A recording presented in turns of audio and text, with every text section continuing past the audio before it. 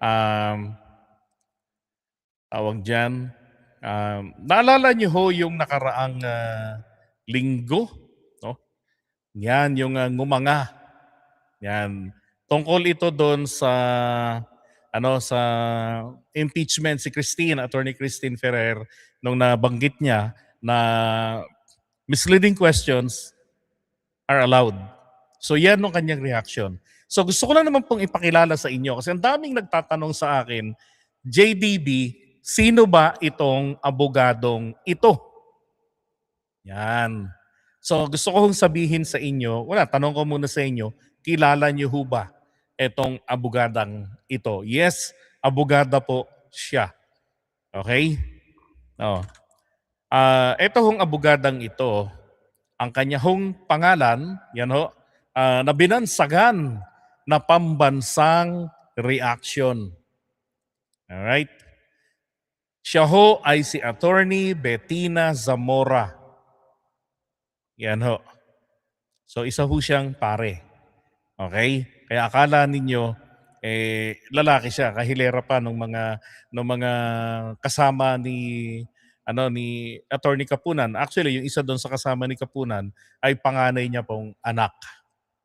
Yan. So si Attorney Bettina Zamora, no, senior partner ng Panelo Rabonsa Zamora Law Offices. Okay. So noon hong 2014, kung hindi ho ako nagkakamali, ay 2014. Tama.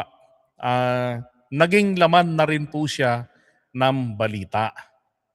Si Attorney Bettina. Papakita ko lang sa inyo yung video niya noon. Alright, here we go. Okay, it's uploading. So kanina, napanood ko rin siya ulit doon sa impeachment. At ganoon din, nagre-react din siya pero hindi na di ba? Tingin ko kabilang din siya sa grupo ni Attorney Lorna Kapunan. Kasi parang halos araw-araw nandun siya at kahilera ng mga kasama ni Lorna Kapunan. Hindi kasi nagsosolo lang si Lorna Kapunan dun sa impeachment.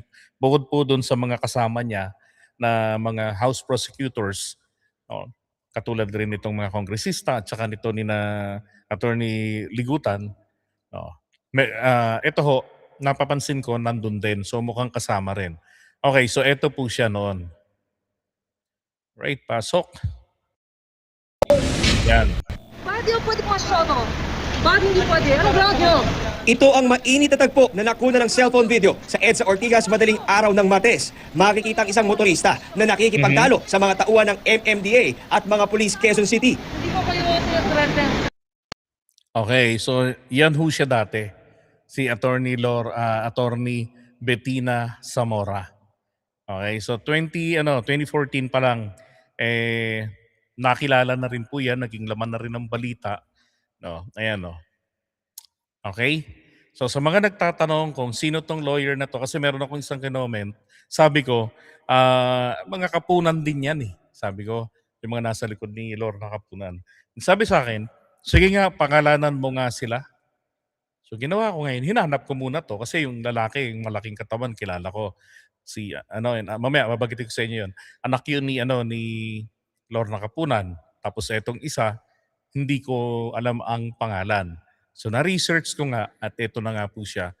Kundangan ba naman, ang unang lumitaw sa research ko ay etong kanyang video nung napaaway siya dahil lasing na lasing siya noong 2014. Nakaaway niya tuloy etong mga taga MMDA. Yung isa doon sinakal niya. Okay?